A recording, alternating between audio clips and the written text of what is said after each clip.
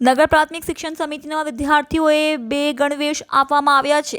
આ યુનિફોર્મને લઈને વિપક્ષ દ્વારા શાસકોને ઘેરવા માટે સતત પ્રયાસ કરવામાં આવી રહ્યા છે। જો કે હવે ટેન્ડર પ્રક્રિયા પણ પૂર્ણ થઈ ગયા અને વિદ્યાર્થીઓને ગણવેશ પણ મળી રહ્યો છે, ત્યારે વિપક્ષ દ્વારા ગણવેશની ગુણવત્તા ઉપર પ્રશ્નો ઉઠાવવામાં આજે નગર પ્રાથમિક શિક્ષણ સમિતિની ચેરમેનની ઓફિસ ખાતે વિપક્ષ રજૂઆત કરી હતી।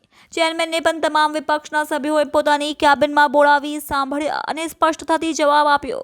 ડ્રો સિસ્ટમથી ટેસ્ટિંગ કરવાની માંગ નગર પ્રાથમિક શિક્ષણ સમિતિના વિપક્ષને સભ્ય તેમજ કોર્પોરેટર દ્વારા આજે નગર પ્રાથમિક શિક્ષણ સમિતિના ચેરમેનની ઓફિસમાં જઈને રજૂઆત કરવામાં આવી।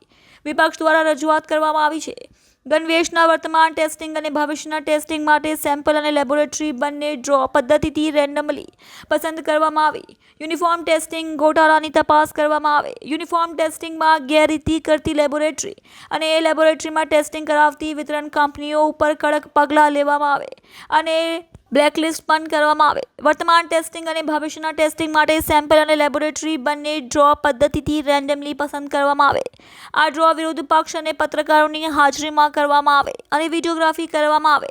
આપણે પારદર્શિતા સાથે કામ કરી રહ્યા છીએ। નગર પ્રાથમિક શિક્ષણ સમિતિના ચેરમેન રાજેન્દ્ર કાપડિયાએ જણાવ્યું કે વિપક્ષ દ્વારા આજે જ રજૂઆત કરી છે તે બાબતે અમે સ્પષ્ટતાથી જવાબ આપ્યા કે કોઈ પણ પ્રકારનો ભ્રષ્ટાચાર કરવામાં આવ્યો નથી અને થશે પણ નહીં। વિપક્ષની માંગ થતી એ અમે સ્વીકારી લીધી છે। રેન્ડમલી યુનિફોર્મ લેવામાં આવશે અને વિપક્ષ જ્યાં કહેશે એ જ લેબોરેટરીની અંદર તેઓ રિપોર્ટ તૈયાર કરવામાં આવશે।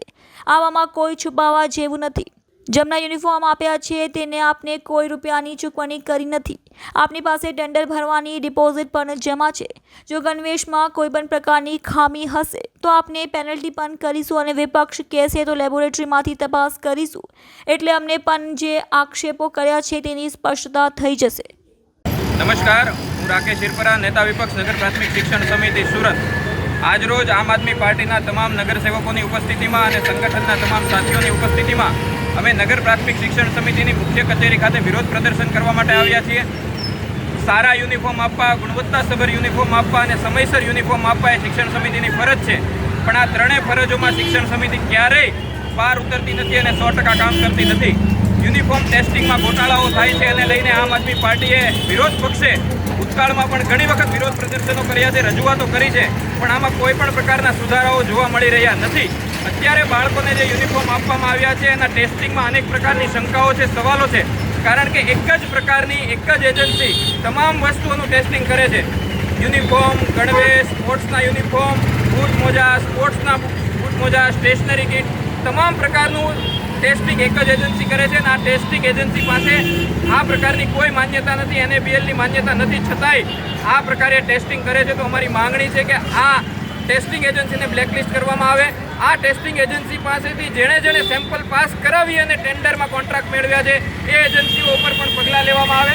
સાથે સાથે આ ટેસ્ટિંગ એજન્સીને પ્રમાણિત કરનારા નગર પ્રાથમિક શિક્ષણ સમિતિના શાસકો ઉપર પણ પગલાં લેવામાં આવે અને સાથે સાથે અત્યારે જે બાળકોને યુનિફોર્મ આપવામાં આવ્યા છે એનું રેન્ડમ સેમ્પલ ટેસ્ટિંગ કરવામાં આવે, એટલે કે વિડીયોગ્રાફી કરવામાં આવે। વિડીયોગ્રાફીમાં ચિઠ્ઠી દ્વારા પસંદગી કરવામાં આવે કે XYZ શાળામાંથી XYZ બાળકનું યુનિફોર્મ ઉઠાવવામાં આવે।